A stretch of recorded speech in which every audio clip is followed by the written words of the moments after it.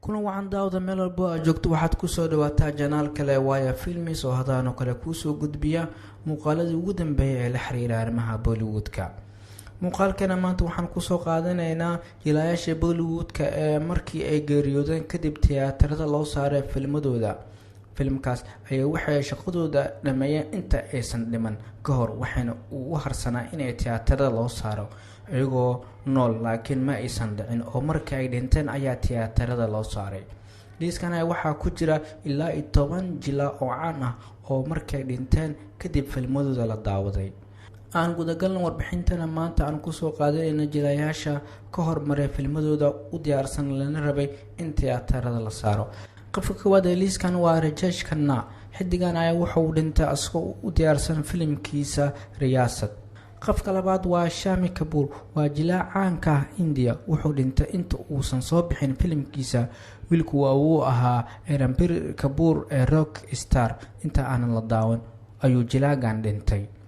qofka saddexaad ee liiskan waa Rishi Kapoor. jilaagan lagu yeero Chocolate Boy ahna xidig weyn ayaa dhintay asagoo u diyaarsan filimka Sharma Ki Nabki, waxayna film sameeyaasha sheegeen in filimkan lagu maamuusi doono Rishi Kapoor.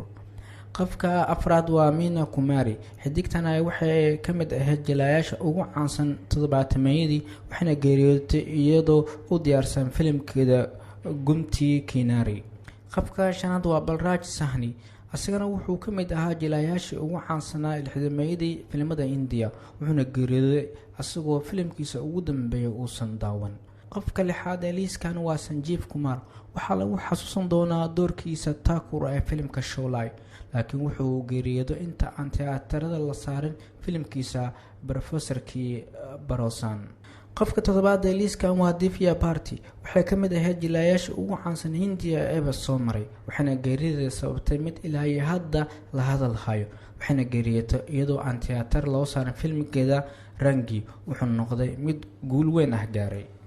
qofka sideedaad ee liiskan waa Madhubala. waxay idina ahayd jilaa aad u qurux badan, waxayna geeriyootay inta aan la daawan filimkeeda ugu dambeeyay ay la waday Sunil Dutt ee Jwala.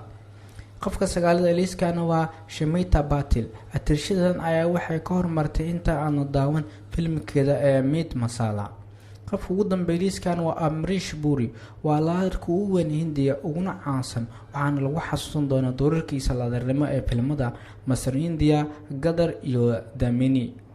wuxuuna geeriyooday inta aan la daawan filimkiisa ugu dambeeyay ee Kisnati. inta ayaan kusoo xiraynaa muuqaalkana maanta aan ku eegayna xidigada dhintay inta aan la daawan filmadooda ugu dambeeyay oo ay ka shaqeeyeen. haddii aad ku cusubtahay janaalkeena subscribe noo saar fadlan, lana wadaag asxaabtada haddii uu muuqaalkan ku qanciyo.